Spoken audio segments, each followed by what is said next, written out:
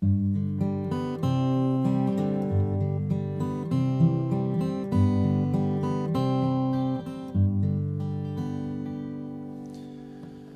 hymn, One Bread, One Body by John Foley, is one that we'll sing together Maundy Thursday.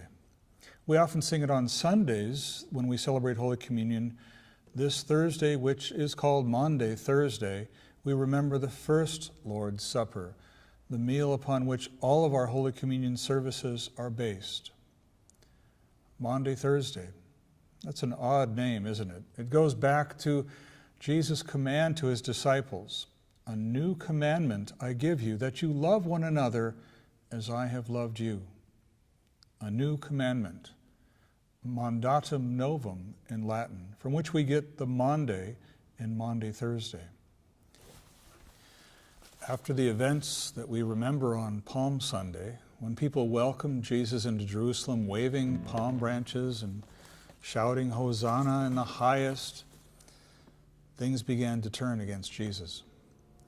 At first, leaders were impressed, maybe even amused. Then they became jealous and annoyed, concerned even because of the things that he was saying and doing. Now they were angry and frightened. Jesus was a direct threat, in their minds at least, to their well-being and safety.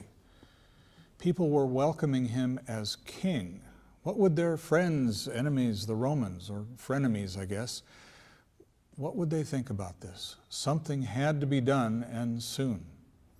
And so we come to the celebration of Passover. Jesus and his disciples, in a kind of moment of calm before the storm that was about to come, they celebrated the Passover meal together. Jesus told them that the bread and the wine was really his body, his blood shed for them, and not a Passover lamb, but he would die. It was his blood shed for them. They were concerned and upset, and they really had no idea what was to come except maybe one who had an idea, an inkling, because he was behind some of it.